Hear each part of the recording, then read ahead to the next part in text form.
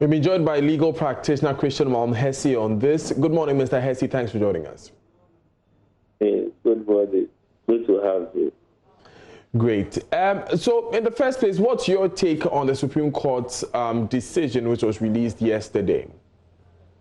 It is, in as much as they want to create a novelty, there are far-reaching consequences that it is also going to pose to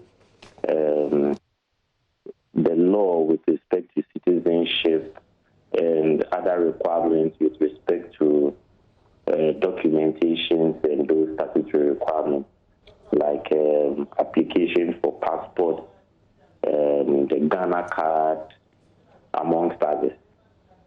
So those are the preliminary remarks that I would put across.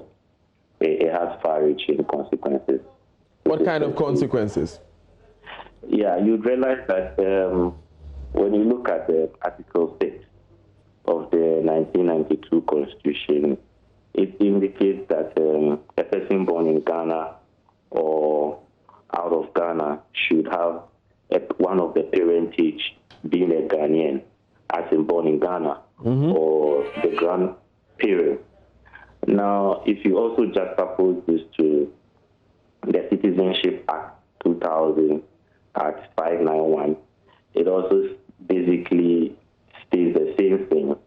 And if you also look at the face of the birth certificate, it has the name of the person. It also contains the parentage, whether both parties, both parents were born in Ghana or one of them, and where the person's hometown, and all of those details. So the birth certificate captures entirely what the Constitution requires of it. And the mere fact that one holds it in law, we say that until determined otherwise, there's a presumption that we are citizens. And I believe that that is where the departure of the justices began. You understand? Because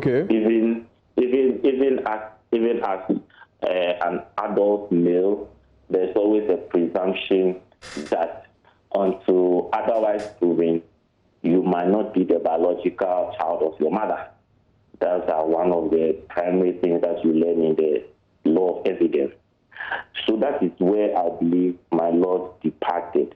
But again, just opposing it to the reality and the other constitutional arrangements in the country with respect to how we have come up with the statutory creation of birth and death. We also have the authority that puts out the Ghana card.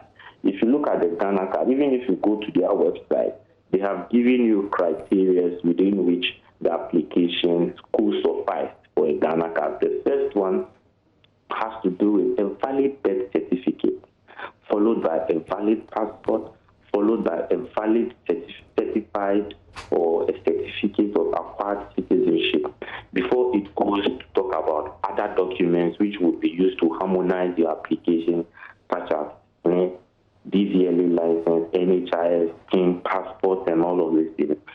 And even if you go to the passport office, one of the very important source documents used there in coming out with that particular security document is the birth certificate. So when I say that it's going to have a far-reaching consequence, looking at the totality of all of these constitutional arrangements, definitely such a defined ruling, judgment of the apex court would definitely go to affect how these institutions would have to redraft their policies to align to what the court has said. Yeah.